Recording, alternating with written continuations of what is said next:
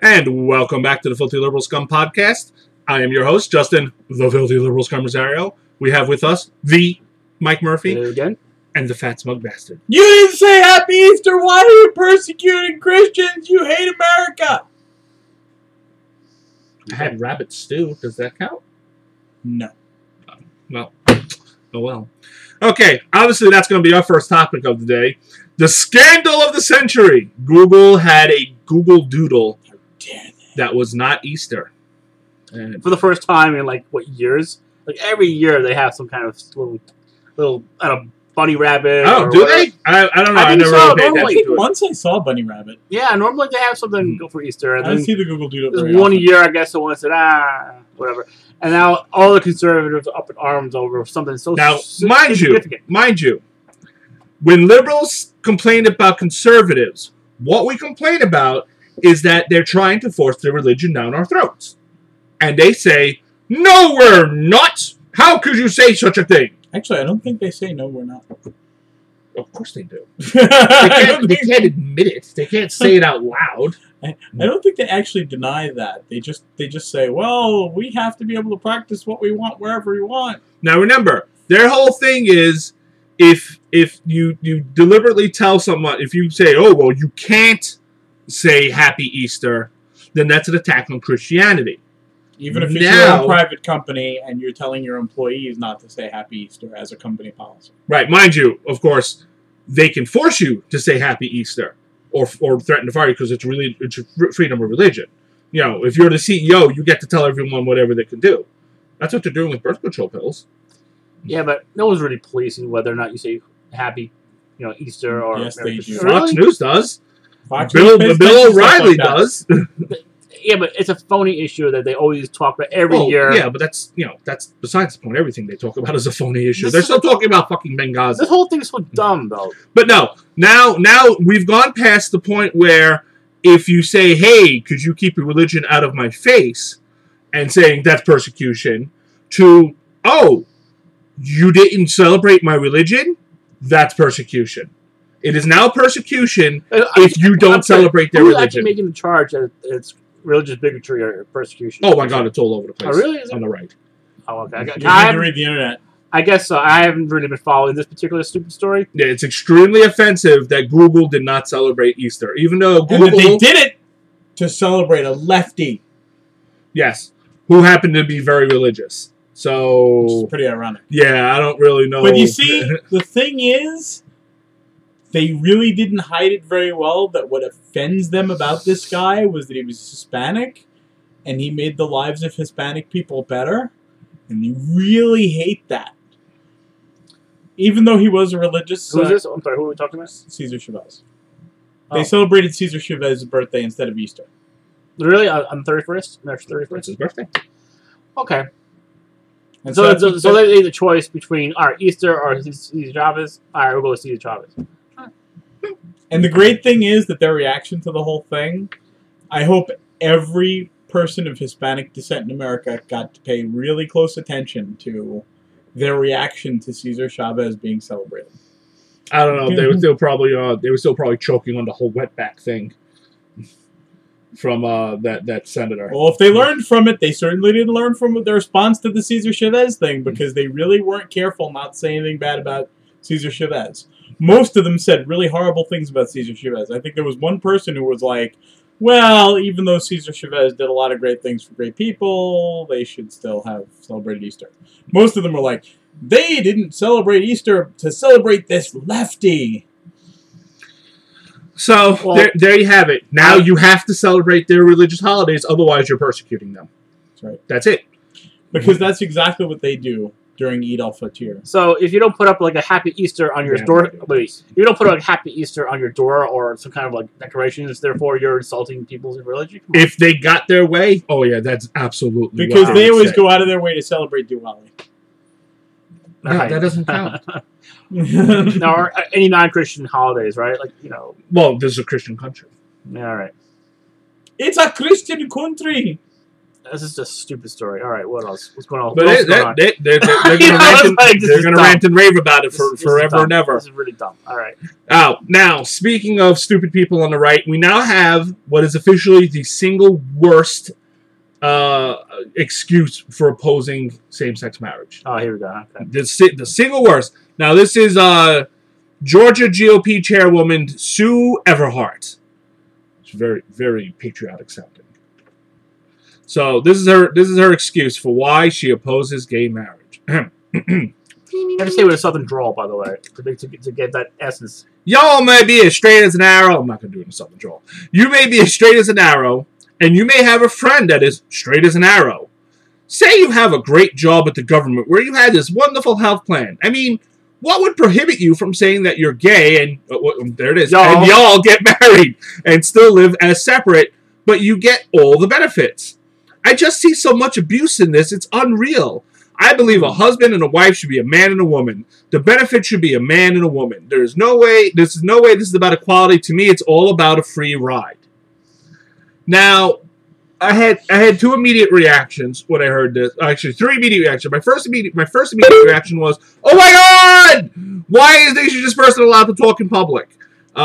Second was, "That's a movie. I now pronounce you Chuck and Larry, I believe it is." Right. The Adam Sandler movie back. Yeah, Adam Sandler and what's his name before anyone knew who he was? The King of Queens. Right. Oh, I forgot. By the way, the scheme in the movie would not work now. Why? Because in the movie, the whole scheme was that if you were gay, you didn't have to be married because gay marriages were not legal. So therefore, there was a lower bar for gay people where you only had to have a civil union. So that would not work today. Chuck and Larry would have to have actually gotten legally married. Well, there you go. So you're saying that people might just get gay married just for benefits? Right. And of course, then my third reaction was, what would stop two straight people, what straight man and a straight woman, from doing that now? Yeah. Nothing. So basically what she's saying is, in her world, gay people are more dishonest. No, but wait, no, straight men are more dishonest. Right. But straight women are so pure and wonderful that they would never do a thing like that. But straight men would. Straight men would. Well, that's nothing. Like the free ride. Like, well, if you are married and you have family benefits, are your kids moochers now by definition? Well, as far as they're concerned, if it's a government job and anyone except for you is getting the benefits. So anyone receiving benefits that isn't actually an employee is that by definition. I'm a moocher. I guess you are. My wife has a government job. I am a beneficiary. You and your children are moochers. Yep, we are moochers. Yeah, they have it. Mooch. Yeah, it's all by the free ride for you. Hold on, let me find that government tit and suck on it. Oh, that free ride. Sweet. Like people are going to get gay married, for benefits. It's a little bit of a stretch. I mean, I'm sure people have done it. A little bit of a stretch? A little bit of a stretch? It's possible that some people have done it under desperate situations, So we should outlaw regular marriage then, because it's a scam. According to this logic, there's a potential for abuse. We should outlaw regular marriage. There's a potential for abuse right there. It's all about the free ride, lady. Yeah, the whole thing is just... It's just mean-spirited, anti-gay bigotry. That's all this is. It's not even good. Well, I mean... there's not even really an ounce of, logic involved. They're looking for any kind of thing they can hang their hat on, and... before they said, well, marriage is supposed to be for procreation. And then Elena Kagan very helpfully pointed out, how about people who are over 55 and get married? Well, so, that always made no sense. I mean, that never made sense. But, I mean, she was absolutely right. Like, you only get married to have kids. A lot of people don't want kids. Some people can't have kids. And that means their marriages are BS, so don't even bother. I mean, come on. They don't count. They're not truly married in the eyes of God.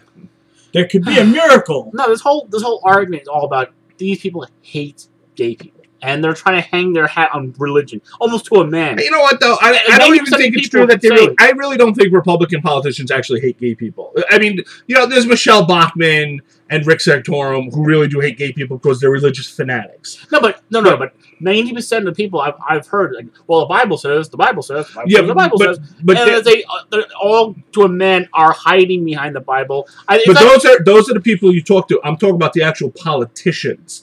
The actual politicians, most of them are not religious fanatics. No, and all homosexuality is to them is a wedge issue that they can beat like a dead horse. I don't know about that. I really think there are Tea Party people who have legitimate. Yeah, but those are the religious fanatics. No, I think the vast majority of Republican politicians really do have an anti-gay bias. Yes, of course they do. I think they're the kind of people who have gay friends who are like, "You're gay and you're my friend. It's such a shame you're going to hell." Yes, like, I'll pray for you. I'll pray for your conversion therapy. I hope things work out for you. I won't pay for your conversion therapy, but I hope it works out. I hope you find Jesus someday in your life. Yep. All right. We're going to move on to the next bit of Republican stupidity. Now, liberals have been pointing out for the longest time that social conservatives really don't give a flying fuck about small government. They really don't. They say they want small government, but when they say small government, what they really mean is they want small government for corporations. They want huge, massive, totalitarian government for everybody else, as long as it's under their control. They long hid behind the concept of the mom and pop stores.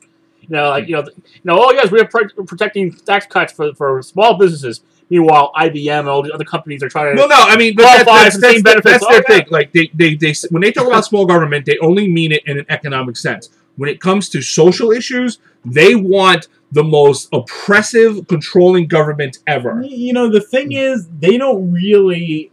The problem is, for the longest time, they have had this great big hole in their arguments, and they've never really been forced too much to deal with it. And that is that they will claim that they want government out of everything. Like, they'll say, no, it's not just economics. We don't want, and they'll point to things like Bloomberg and the soda ban. They'll be like, oh, we want government out of our lives, because they'll feel that that's a social issue. And and guns and things like that. They'll point to those things and say, oh, we want government out of our lives. But then it doesn't really make sense when you get to things like Terry Schiavo and death with dignity and marijuana, right? And sex of any kind.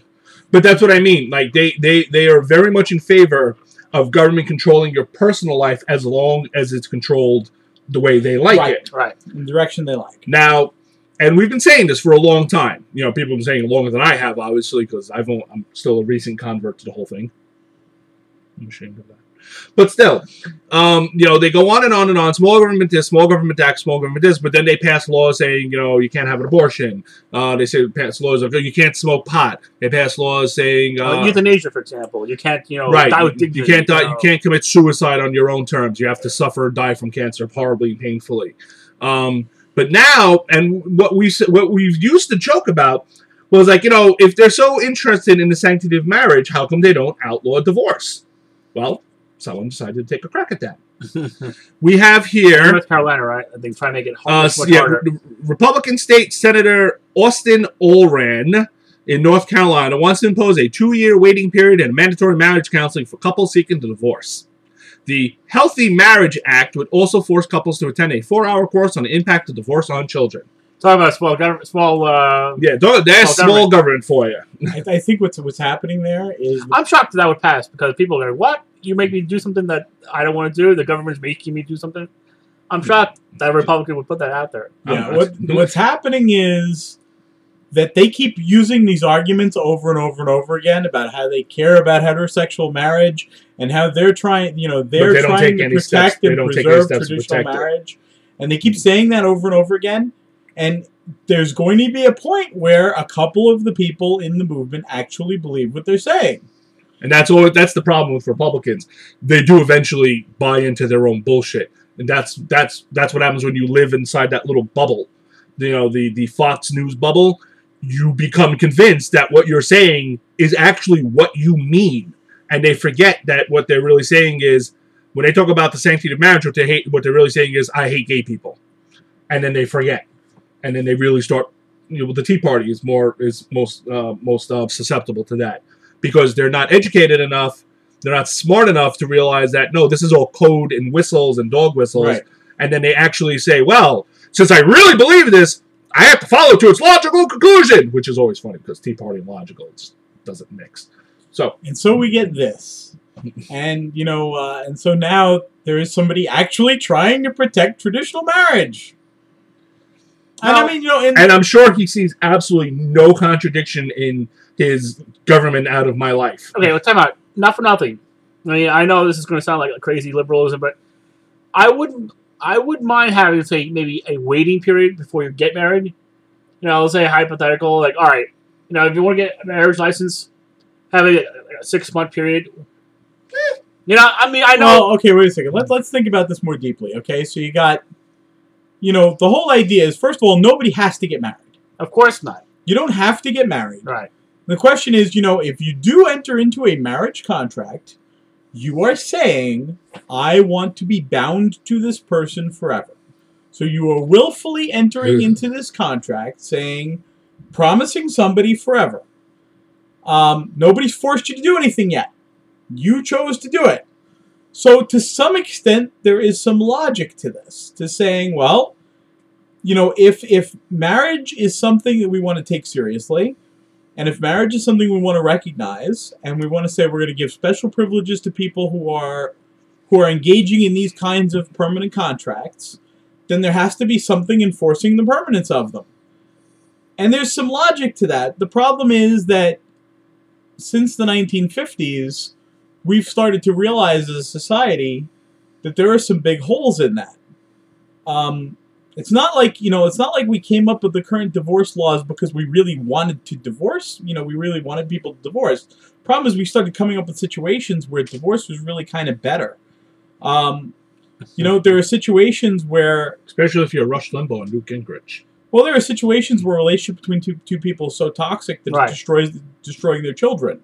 There are situations where a woman has to be afraid of her husband, and sometimes the other way around, with this physical violence in the relationship. There are problems with this that like, in some sense, I kind of like, there's a little part of me that's like, yeah, this is well-intentioned, To a certain extent, I can see why. There are some parts of this law that seem kind of like, all right, maybe if we make people go through some kind of couples therapy, maybe that might be able to salvage their marriage. I can sort of see on a certain level that this might be intended to try to, make people maybe cool off a little bit, or maybe realize, is this really a good idea or not? If they really wanted to help, don't make a law saying it's illegal to get divorced or saying you have to wait 6 months. Give them an incentive. Like what? Whatever, make it worth their time to try and make the marriage work. Put it, if you put in this extra amount of time, you get X, Y, and Z, whatever it is. I think we focus in the wrong direction. Like, one thing I agree with the Roman Catholic Church very deeply about, it's that if you want to get married in the Roman Catholic Church, you need to go through pre-Cana. Right. You need to actually go through a class where you talk about things, and you I was just about to say that. You have like a certain amount of therapy designed to what are you going to do when the two of you fight? What does it mean that you want to be married? What kind of sacrifices are you willing to make for the other person? Like, questions like that come up in pre-Cana. And if you wanted to have a little more of a waiting period for people to get married, I can tell you honestly, and this is ironic because I'm gay, but as a religious person, I can tell you I do find it irritating what people are doing to marriage today. That people think that, it's just something fun to do on a weekend, the Hollywood marriage. You get married. No, not just Hollywood. Most people. Well, there's a lot of people who are getting married who do not take seriously the idea, yes, I really want to deal with everything that's wrong with this person, or right with this person, no matter how good or bad it is, for the rest of my life. And they don't enter into it with that idea. And, that's why one of the conventional wisdoms of today is marriage is not something you get right the first time. There's a lot of people who believe that, your first marriage is the throwaway one, and, your second marriage is the serious one. There's a lot of people who believe in that today. Well, the flip side of that is that we as a society still push marriage onto people in the first place. When honestly, it's not necessary. It's like, if you want to make a lifelong commitment to somebody, you can go ahead and do that. You don't need an official stamp. Aside from the fact that you get, the tax benefits and blah, blah, blah, it doesn't mean anything for someone to say No. you're married. Now here's where I have to come back at you and say, yeah, I agree. I disagree too. If you want to, if you want to talk about like when we talk about the arguments about gay marriage before the Supreme Court, what's one of the first things conservatives say? They say, "Oh, it's bad for children." Well, there's a lot of social science out there that says it's not bad for children. There has been a lot of research. Well, guess what? There's a lot of research out there about marriage. Marriage extends life. Like, there are a lot of psychological benefits to getting married and being happily married. Now, it's not pushed on anybody. You don't have to do it. But there are a lot of benefits. Wait. Are you saying that just by saying I'm married as opposed to I've lived with this person for the last 50 years? Oh, yes. I do believe there's a difference. They have done comparisons on that, yes. No, there is. I'd have to see that because that doesn't make any sense. No, there is a difference between when you get married. That means you're making a formal commitment before not just your partner, but for the whole world. Say, look, this is a permanent thing. I'm not just living with somebody. I'm married. I'm getting married to somebody. I'm not going to just walk out the door at any time. There is something special about entering a formal covenant. I don't think so at all. I mean, all the gay people who weren't able to get married until recently, their relationships were no less committed. Actually, one of the bad things about being gay was that you couldn't have that kind of, you couldn't get married. Like some people were doing it spiritually, and sometimes that worked for people because it still made. Yeah, but that's because there's an expectation from society saying if you're not married, then you're not really a couple. But it's not just this expectation from society. And this is one of the things that the social science has been discovering, is that if you shack up with somebody, there is that understanding that, hey, things get rough. Bye. I'm leaving, right? I mean, like, what's holding you there? There's nothing other than a promise and a smile. Well, you haven't made the promise. If you're just living with somebody, you have not made the promise. And so there's more stress in that relationship. A marriage is more than a promise. A marriage is kind of like you're making a formal declaration before yourself and your family. But if you're not married and you're living together, the promise is not there. Okay. The subtext is, if you screw up, I'm leaving. And that's more stressful for people because the people do wonder when they're 40 and 50, like, what's going to happen to me if this person just decides that they like somebody else who's not me and pick up and walk out? Yeah, there's nothing stopping a married person from doing that. True. Yes, there is. There's lawyers and court. Consequences, yeah. Right? Leaving when you're married is a lot harder. And just the idea, the biggest difference between, without the law being involved even, and the law, those lawyers and those issues are important because they do create an impediment to divorce.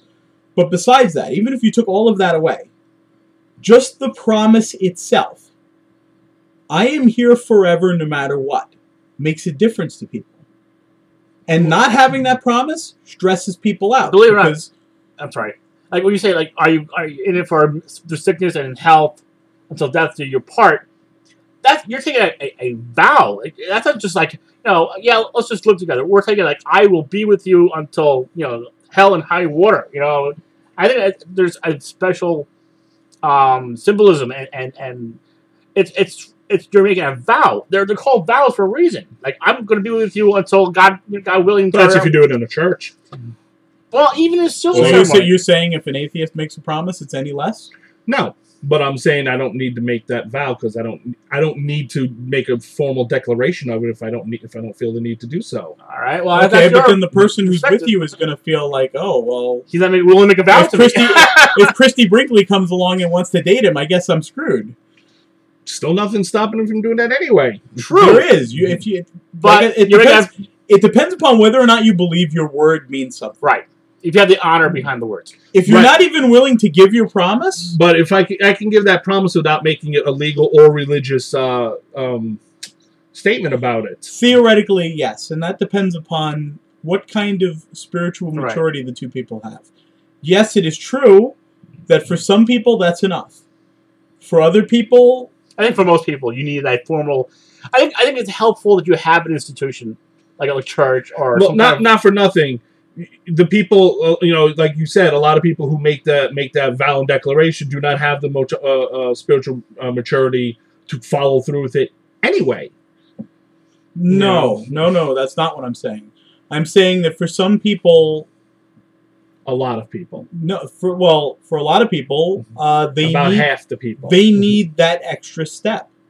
And one thing that we've learned, about the psychology of religion, even if you took God away from it completely, if you didn't believe in a God at all, ceremonies have a psychological impact on people. That's true. There is a difference between a person who has been through a wedding ceremony and a person who hasn't. One of the things I constantly say, having seen like dozens of my friends get married in the last 10 to 15 years, one of the things I constantly say to people is that one of the geniuses of marriage is that if you can survive planning the wedding, that's a very important test of whether or not you should be married.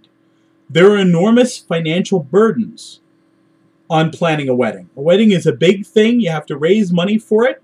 It makes the couple address money issues. Depending on whether you want a big wedding or not, as opposed to just getting eloped. It makes the couple address those issues of what kind of a wedding do you... They have to compromise with each other. They have to decide whose friends are going to come. All of those things are the kinds of things that are a good test of a relationship. Right. Not for nothing, though, honestly, God, I think there should be some kind of like waiting period before people get married. I'm sorry, I know this sounds completely anti-American. You big government liberal. But I would not be opposed to a minimal, like a minimal 30 days. My God, you're just, 30 days, 2 years. I mean, obviously, I would think. Well, you and Senator Allred have something in common. 6 months to a year. I'm sorry. 6 months to a year is probably the smart thing to do, the wise thing to do. But I think one of the great things about a fancy wedding is it imposes a 1 year waiting period. you have to wait a year to have a decent marriage. It would make like all these crazy snap decisions, like people who get married in Vegas or some idiot, What's wrong with getting married by Elvis in a drive-thru? If you don't know the person, take it serious. If you don't know the person, you meet someone, hey, let's get married, woo! And then you wake up, oh my God, we're married. I mean, stuff like that. But then you get great rom-coms with Ashton Kutcher and I guess what's so. her name? But that kind of stuff, honestly, I think it's crazy. There should be at least a 30-day waiting period. I'm sorry, at least a minimum. You can take away the belief in God completely, and still the idea that you sit there for 6 months thinking, is this the right decision? Is this the right decision? Is this the right decision? And then you come up to that day, and you have that wall in front of you, you have that bridge in front of you, and you have to step across it and say, okay, this is it. Yeah, I'm making this decision, and that's it. There really should be. It makes a very big difference psychologically. Yeah, there should be. Like, it was a bigger deal for me to have Debbie move in with me than it was to get married. Yeah, but by the time that happened, I think you made it that way for yourself. Yeah, by the time it happened, though, it was inevitable that you're going to get married. I think it's one of those. It was inevitable because we decided to have kids beforehand. That was the only reason we got married. Otherwise, I wouldn't have asked. One of the great principles in fantasy, in fantasy literature. They mentioned it in Game of Thrones. It was mentioned in Piers Anthony books. There was this whole thing in the Piers Anthony Incarnations of Immortality that Satan had to go through all of these things to figure out how to gain the power of being in charge of hell. And one of the things he had to do was he had to find out what is the secret of the power. And he had to go through all this trouble. And what the real secret was that the demons believed that he knew the secret. If the demons believed that you had the power to destroy them, then if you banish them, they would end up really banishing themselves because of their faith in your ability to do it. And the truth is, there's a lot of things that really work that way. Power resides where people believe it does. If people believe that the NRA is so powerful that you can't pass any laws against them, you won't be able to pass any laws against them because people believe it. Right. People believe that they will stop you from getting reelected. If people believe that the NRA is irrelevant, the NRA will suddenly become irrelevant.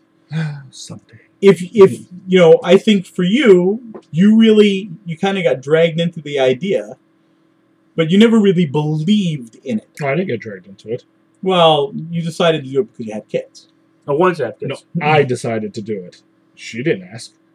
No, well, when we decided we were going to have kids, I said, all right, if we're going to have kids, we should probably get married. Because we're planning on having kids.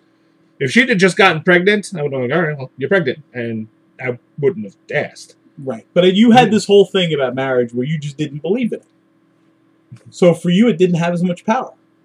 Because you didn't believe in it. Shocking. But that's the whole point, is if you believe in it, it has power. Right. But the only reason people believe in it is because they're told to.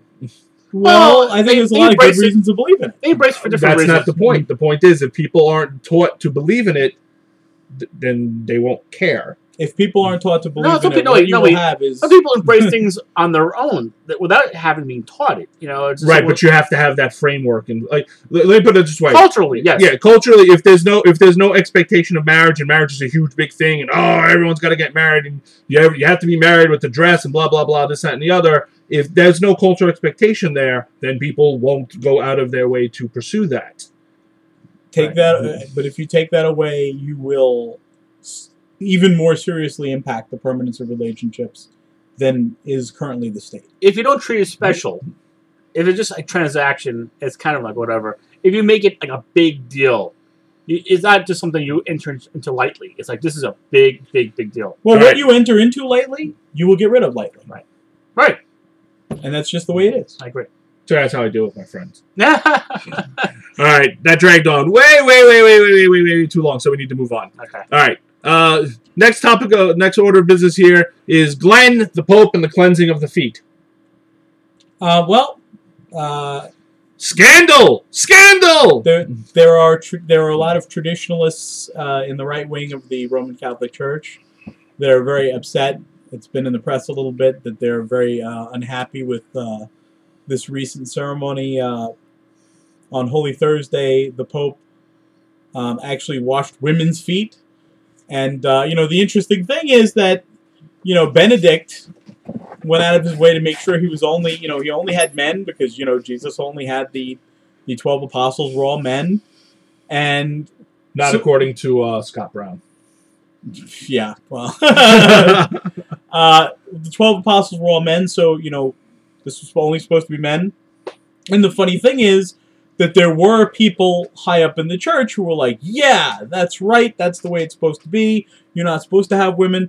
Now, I'll tell you something. Every ceremony I have ever been to on a Holy Thursday as a Catholic for the last God knows how many decades, I've always seen women getting their feet washed. In America, it's quite a common process. It's quite a common thing to see women getting their feet washed. But the conservatives were all like, well, technically that's not the right way.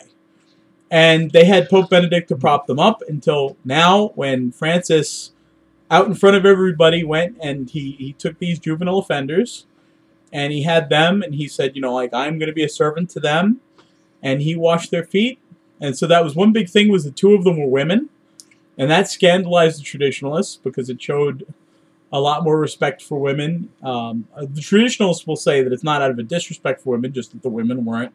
Women have different... But they'll be upset if it's a woman, so which really means it's disrespect. I don't hate women. I just hate their lady parts. The other thing is that I think at least two of the people involved, or two, were Muslims. And so... so you're saying he's a terrorist sympathizer? Is the Pope a terrorist sympathizer? Well, I think the subtext... He is not welcome to the United States. The subtext that the traditionalists do not like is that if the Pope is doing all of these things, if he goes to pray in a mosque, if he goes to pray at the Wailing Wall, if he is washing the feet of and kissing the feet of Muslims, that there's a subtext to that, which is you can't really believe these people are going to hell. And if you don't really believe that these people are going to hell, then you're saying that there's a possibility for salvation outside the Roman Catholic Church. All right, anti-Christianity. And traditionalists can't have that. No way.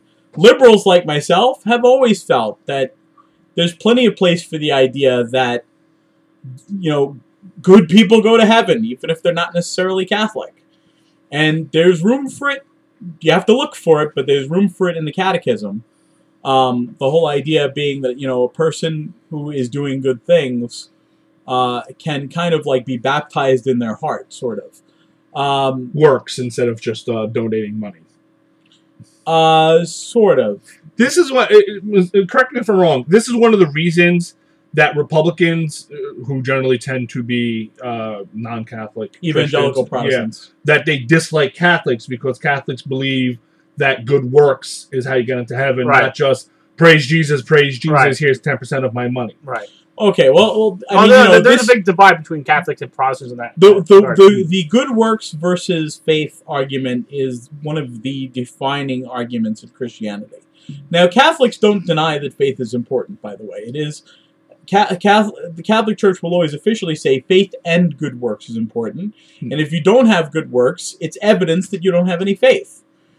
And a lot of Protestants have been coming along. I always think it's hilarious that recently the Lutherans came along and officially, as a denomination, endorsed good works. Why is this amusing? Because one of the things Martin Luther broke with the Catholic Church about was that Martin Luther said, no, it's only faith. Good works are useless. I personally believe that one of the big problems with the right-wing Republicans and Christian fundamentalists is that if you believe that only faith saves you, and you take this to its logical conclusion, and they've run with it so far, that they believe in the little boy from the cornfield from the Twilight Zone. You know, like, that's their God. You know, like, it's not important if you do anything good. The only thing that's important is that you feed my ego all the time. That you appease the gods, you know. God wants you to pray to him all the time and feed his ego. He's an arrogant little boy, and that's all he cares about is you say his name over and over again. It doesn't matter if you do anything good for anybody else. Right. That's the God. Yeah. That's the God right-wing evangelicals worship. Well, it's the God they envision because they figure if I were God, that's the kind of deity I would be. I don't know if... Get on your knees now! Worship my feet! No. Before I smite you! Kneel before Zod! I say no because a lot of them, if they saw that behavior in their children, would reprimand them. Right, that's true. The same behavior they believe that their God practices, if they saw it in their 5-year-old child, they'd spank him. But, I mean, I would think that part of it feeds into that natural selfishness they have. That right. I don't have to help other people because it has nothing to do with my faith. I'm still a good person even though I refuse to help other people. Jesus said, help the sick, feed the poor, blah, blah, blah. I don't have to do that because I pray every night and say Jesus 60 times a day. Well, because faith is important and good works is not. Right. You know, and they really do. Good work is sort of like a bonus thing. Like, that's not the main reason why you're going to go to heaven. Well, no, it would be to them. It's antithetical. I mean, there's a real movement, prosperity. Theology. Yeah. The prosperity theology, where if you're a scam, by the way, it's like basically yes. If you pray to Jesus, you'll be rich. Oh yeah, exactly. You know, and kind of completely against what Jesus certainly is against what Jesus said. Yeah, and that's the astounding part about it is that they really believe, it's like attaining wealth and hoarding wealth is somehow holy to them, which I think is amazing. It's are you fucking kidding me? Again, I'm not a big religious person. Would that not almost be the definition of idolatry? Well, because God said you can't serve... Jesus said you can't serve God and mammon, right? Right. And mammon meaning material possessions and wealth, right? But that's what they're all about accumulating because it feeds that me. To the point where it's only about me. Jesus generally didn't have anything nice to say about rich people. In all fairness, he really didn't have anything good. I think his emphasis was like you must look after the needs of people who are less fortunate than yourself. I think honestly... He wasn't hostile to capitalism. He wasn't hostile to the possession of money. He was hostile to unless it is your only motivation in life. If you read the Gospels, Jesus was hostile towards wealth.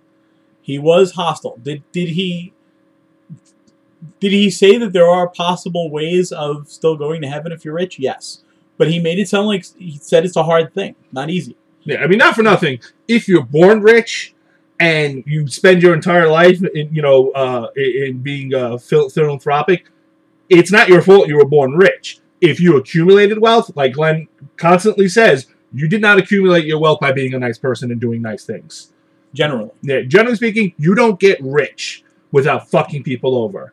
There's few people that actually manage to do that without fucking people over, like J.K. Rowling. Yeah, J.K. Rowling's always my favorite example of somebody who she actually earned her wealth. It's very unusual. And then gave most of it away. She stopped being a billionaire because of that. She's still a multimillionaire. She'll never ever be. She has more money than she'll ever need, but still, thank God for her. Well, that's the problem, though. Most of them don't understand that. Like the Koch brothers do not understand that concept. No, they don't. They were born wealthy. It will never be enough for them. There's a lot of billionaires out there who really are pretty scoundrels when it comes to like how they acquire their wealth. They corner the market, or they dump. You know, they made a product that was, you know, they made a lot of money on it, but they dumped the byproducts of it. And, you know, yeah, well, you know, usually it has something to do with having some kind of unfair advantage. Yeah, or like having a lock on the refineries, or abusing the system in such a way as to try to not do the right thing as far as your workers. This brings us to our next topic, which is bullshit right-wing meme debunked. One of the favorite right-wing memes is rich people donate more than the poor people. Rich people are more charitable. You know, conservative rich people are more charitable than you damn liberals. As a percentage, that's normally not true. Believe it or not, the average rich person, as a percentage of their income, tends to be... Turns out that poor people donate, as a percent of their income, twice as much. Now, what they like... Be careful now, because we're not talking about Republicans versus Democrats. We're talking about poor versus rich. Right. But what they like, because they always say, "Why are you demonizing the rich? Why are you trying to tax the rich? They donate more than you people do anyway." It's like, no, that's not really true. Donations are not taxation. Well, no, but the thing is, there's a couple of problems with it. One, as a percentage, poor people tend to donate more money. The second problem is that not all charities are the same. Well, no, they get to take the tax deductions. Right, that's true. You know, donating works to their advantage. Poor people, they don't get a fucking thing for donating. Poor people do not file Schedule A. They can draw some money. No. They don't make enough. Middle class people. Mike's going to say something that's not true. Poor people do not file Schedule A. It is not in their best interest to do so. If you're poor, you don't get to itemize. You get more money from the standard deductions than you get from Schedule A. Therefore, since you don't itemize, you can't take deductions for your charitable. All right.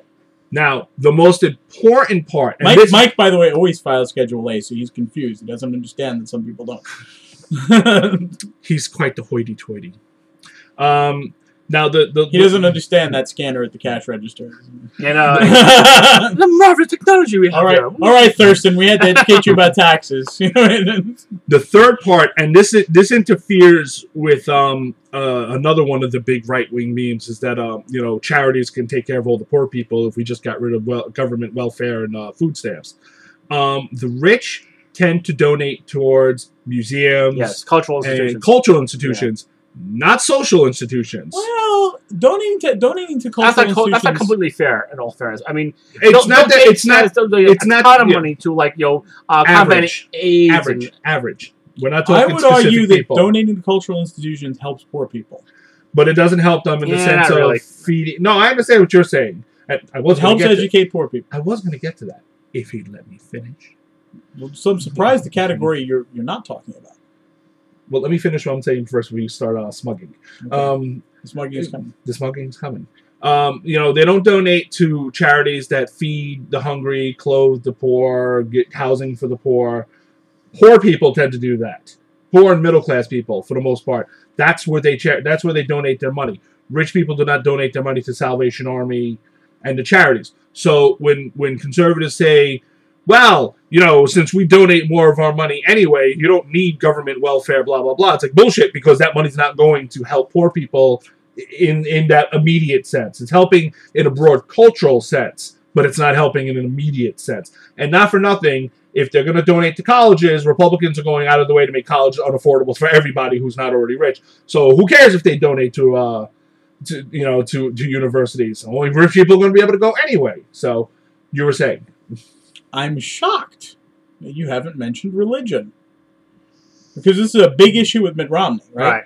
Mitt Romney kept talking about what percentage of his income went to charitable institutions. Most of it went to religion. Now, as far as I'm concerned, money you donate to your church... And it's tricky. Well, it's tricky because you do... And I wish somebody would do a more in-depth analysis of this. Right? Because each well, not for nothing, churches don't like opening up their books. I'm sorry, let me rephrase that. Like the mega churches, they ain't going to tell you a fucking thing about where that money's going. I'm pretty sure every tax-exempt church has to open up their books, no? No, that was a couple months I was reading about that. The mega churches do not tell you where that money's going because they're tax exempt. Therefore, they don't have to. Which means they're taking all these millions. I thought to remain tax exempt, you had to prove you're a nonprofit. That seems to me a little shady. Like you can just like they however they do it. You do not know where that money is going. They do not have to tell you where that money is going. Do those ministers not have to file a tax return? No. At all. They're not making any money.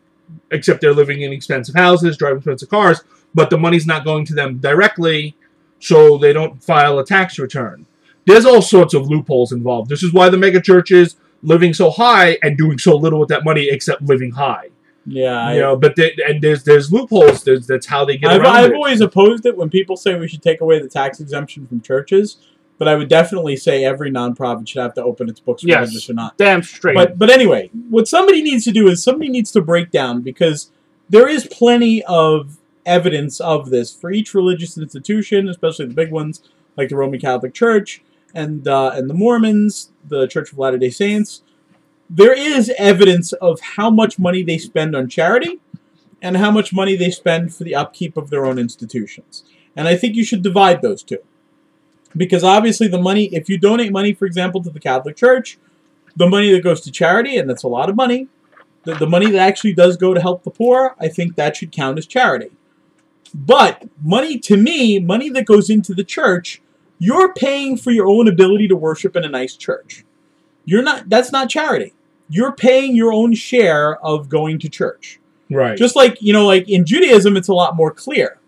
Because in Judaism, literally, you pay for the seat in your synagogue. You buy seats in the synagogue. You have to pay a certain amount of money to sit in that specific place in the synagogue. Really? I don't remember that from when I was a kid. Then again, I was a kid, so what do I know? I know at least in the Orthodox synagogues, you have to pay for your seat in the synagogue, and it's almost like baseball tickets, like dues, or something like that. I'm a half Puerto Rican Jew by definition. I'm not welcome to Orthodoxy. So there, it's a lot more clear that you're paying for the upkeep of your institution. You're paying for something you get the benefits from. And really, the truth is the same thing when you pay for when you pay for retired priests. Like if you make a donation for retired priests, like we do in the Roman Catholic Church during Easter week, what are you really paying for? You're paying for a service you receive from the priests. That's not charity. The priests are not poor beggars. The priests are people who have given you a service, and you are giving them money in return for a service. I don't think that counts as charity. And the same thing, if any money that goes into the physical plant and the upkeep of the Roman Catholic Church buildings, or any other church buildings, you're paying for your own ability to have a nice place to worship. That, to me, that's not charity. And I think you need to separate those two out. Well, conservatives will have no interest in doing that. No, of course not. Yeah. They will always call it charity. Yeah, they'll put it all together. Any money comes out of your pocket, you don't have to. It, by definition, is charity in their eyes. All right, we're going to wrap this one up and move on to the next bit, which is another tasty piece of Republican stupidity. Bill Kristol. Tell me about Bill Kristol. The Weekly Standard. He's such a nice man. Murphy loves him. He's never right. He's a font of on wisdom. so many things. My God, I think Jon Stewart said it best. Like, are you ever right? He was brilliant about the Iraq War. Oh yeah, totally. He exactly what he's talking about. Really, he's one of those guys. We're going to be greeted as liberators. You know, was that in the streets? It would cost nothing. I mean, $1 billion. Oh, right. Yes, that's right. The war okay, so basically, for itself. He's a right-wing shill who just spits out whatever line that the right wing tells him to. He's really one of the leaders of all those bad ideas. He is a neoconservative. A lot of those bad ideas either originate with Bill Kristol or get their first serious promotion. He's the founder of his publication called The Weekly Standard, for those who don't know who this guy is. It's their Mother Jones. And, he's a conservative, neoconservative thinker, okay, so you would say he's a thought leader in the right wing. Yeah, sure. And they take marching orders, not marching orders from him. He's influential. He's the David Corn from the alternate evil universe. They would pay him respect because he's one of the people who is a big person in there. One of the fun things about the recent desire that the right wing has to be more inclusive is that they're failing miserably to even remotely get there. They've already insulted Hispanics, the Latinos they've insulted, gay people they've been insulting, women they've been insulting. And the one group they hadn't gotten around to insulting were young people. They haven't really gotten around to that lately. I haven't heard them, trying to keep, young people from voting or banning students. Not young conservatives, mind you. Actually, young people in general, right? In the last election, there were movements to try to stop young people from voting. Students. Right. Yeah. One of the things they tried to do was they tried to make students vote at home instead of at college. But of course, they were in school at that point of the year, so they wouldn't be able to vote at home. To stop them from voting. This is one of the things they were doing with all the other malevolent stuff they were doing. Although, in all fairness, though, I wouldn't be opposed to having students be allowed to vote in the districts where they live, as opposed to where they have. They are allowed to register either one as their home address. I think that's probably the better. That'd be the more just thing. If I were a local.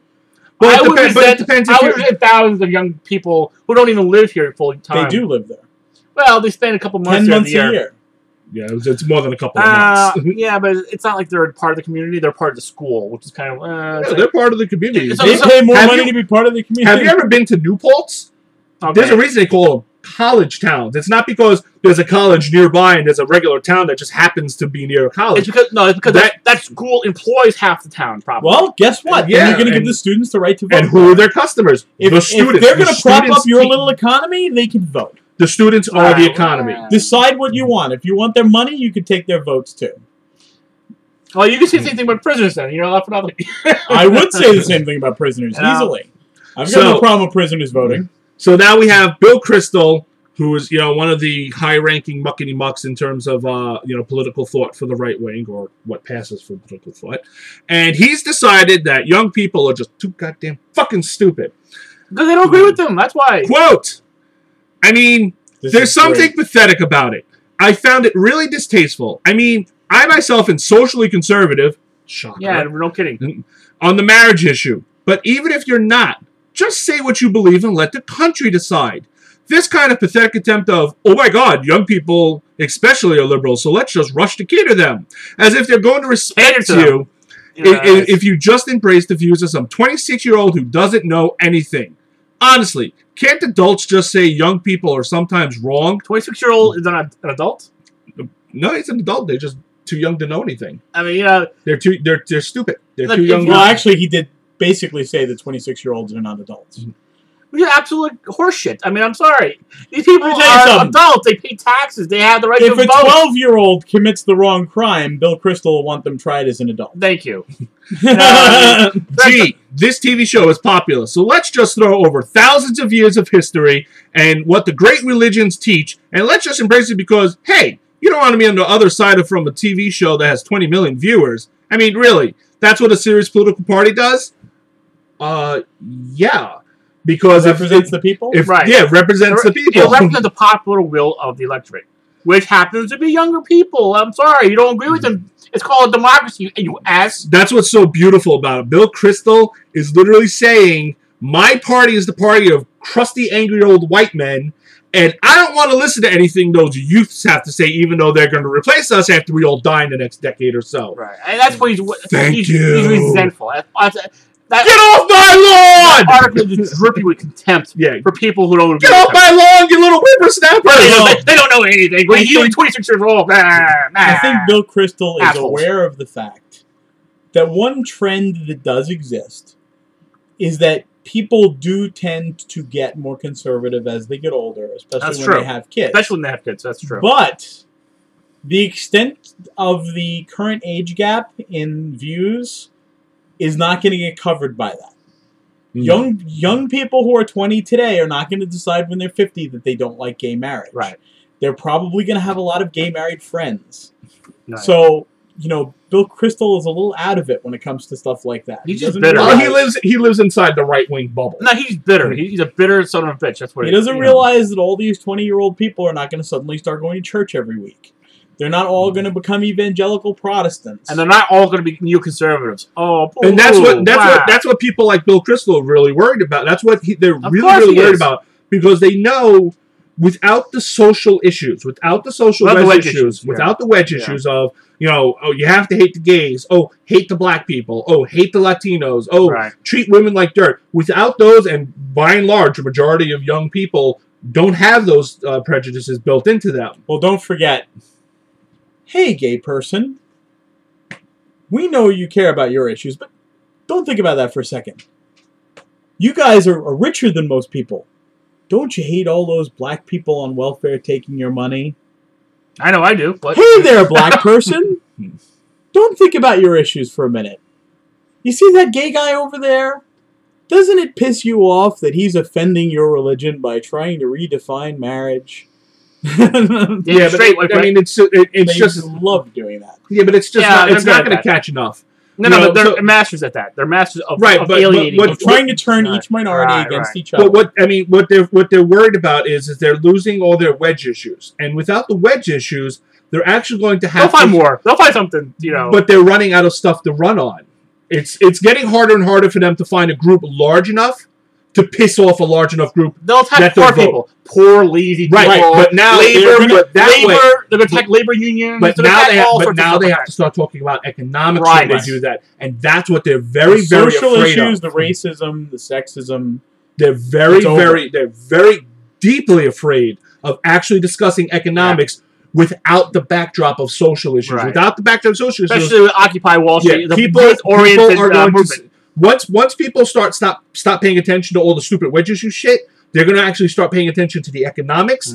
And once people even start paying slight attention to the economics, they're going to see right through the tissue paper of their bullshit. Remember that there was a time in the South where the entire way things worked was that you turned to the poor white people and you said, look, yeah, you're poor, and there's nothing you can do about it, and there's people who are richer than you are, and they'll always be of a higher class than you, but no matter how old, your kid, no matter how old that guy across the street from you is, if he's black, he has to call you sir, and you get to call him boy. You'll always be above him no matter what. And there were a lot of poor white people who were willing to accept that. They said, you know something? As long as I have somebody else I can spit on, I'm happy. As long as the social order... At least I'm not with them. Bleep N-word, I don't want to shake up the social order because right now I'm not on the bottom of it. If I shake it up, I could end up on the bottom. Right. So once you eliminate all these issues and all you have is economics, then you have nothing to convince poor people that you're protecting them from. Exactly. And the GOP is completely and totally screwed. Once they lose the wedge issues, they're doomed. If you're not protecting that average Southern poor guy from gay people and black people and women, they're going to make, hey, wait a minute. Why am I voting for you to get more money? Why am I voting to screw myself? Like, honestly, I'm not getting anything for it. The kids growing up today in the South, or even their kids, are going to look at their parents and grandparents and go, what the fuck were you thinking? Like, I can't spit on women anymore. I can't spit on black people anymore. I can't spit on gay people anymore. We can only hope they do that. Well, what are they going to do? Who are attitudes die hard. Who are they going to attack next? Muslims? Probably. There's not enough of them. No, and then the Republicans are already kind of iffy. There's not enough Muslims for them to say, vote against the Muslims. Oh, but the Sharia it's not enough. You can't do it against Asians because they're going to need the Asian vote at some point or another. So they can't figure out why they can't get the Asian vote. Yeah. So they can't attack Asians because they already having trouble. Damn it, Asians! Why don't you hate poor people? No, they can't focus on black people anymore because that's just not going to work. Because you can't completely alienate all black people. Right. They can't Latino. I mean, there's no group large enough for them to motivate their base. What are they going to do? Oh, be afraid of transgenders. What? If there's 2 million of them in the country, it'll be like, wow, that's a lot. The Southern Poverty Law Center and people like that have been analyzing this for a long time. And when you say old attitudes die hard, you're not understanding that you need that pressure in that direction. If you don't have something you're telling them you're protecting them from, and if the Republicans move forward on all these social issues and abandon them, and if it really becomes just libertarians versus liberals, if that really ends up being the way the world shakes out, the libertarians will have nothing for these poor white people anymore. Exactly, and that's what they're afraid of. You're going to see, I think, a revolution within the GOP. You're going to have the Christian fundamentalists and the libertarians. There's going to be a battle it out. It's happening now. They're happening now. I mean, it's starting to happen now, but it's going to get worse. They're going to split. It's going to get really, really messy. They're going to have to. They're going to have to split. There's almost no other way around it. Either that, or they're going to have to fully embrace the angry old white person and face electoral extinction within a generation. There'll be a regional party as opposed to a national party. As soon as Christians get over the sex thing, they're going to go back to wanting poor people treated well. But let me tell you something. If the economy were to really finally bounce back, Republicans are going to be in real trouble. At least they can argue, well, the economy still sucks. If they don't even have that, they're doomed. Well, that's why they're trying to drag it out as long as possible. They're hoping for a collapse in Europe. They really are. They're desperately hoping for a collapse in Europe. Every time they talk about Greece, they like glee in their voice. Yeah, they're desperately hoping for a collapse in Europe, or they're desperately hoping that Wall Street fucks up again, right, and drags down the economy. Sad. And they won't blame Wall Street. They'll blame Obama, of course, for not policing Wall Street. I guarantee you. Obama should have done something about Wall Street. I wouldn't doubt that. Well, no, they won't say he didn't. They won't blame him for not policing Wall Street. They'll say that he was restricting Wall Street. Right, of course, yeah. Right, if only they left them alone. Yeah, exactly. He tied Wall Street's hands behind their backs, and this would have happened. They couldn't regulate themselves because of government. You know, you can see it coming from a mile away. Yeah, I mean that's why they're dragging their feet, because if the economy is robust enough, it can take a hit from Europe. If it's robust enough, it can take a hit from Wall Street. If it's not robust at all, if it's still shaky, anything's going to tip it over, and then they can say, "See, we told you." Right. You know, it's like, well, that's what you get for keeping us from getting a robust economy. So that's really what their plan is at this point, and it's really, it's so transparent. And what's so annoying about it is that it will obviously work with half the country. It'll be like, oh yeah, Republicans are right all the time. It's like, I know. Really? They don't pay attention. So as they were stabbing the economy and complaining about the blood loss, you didn't notice there was a problem there when the economy finally fell over dead? I don't know. Obama should have taken care of it. People are dumb. I'm sorry. He was president. Why didn't he fix the economy? A solid third of the electorate really just clueless. I mean, absolutely clueless. Especially when it comes to economic issues. All right, we're going to wrap it up tonight. This is your host, Filthy Little Scum. On that happy note. Mike is going to continue drinking his Diet Cherry Coke. Cheers. So gay. And, of course, Glenn is already gay to begin with. So. I'm going to force everyone to celebrate Easter. With his eggs. That's right. His huevos. I'm going to press people. Huevos grande! Huge eggs. We'll see you next week. Take care.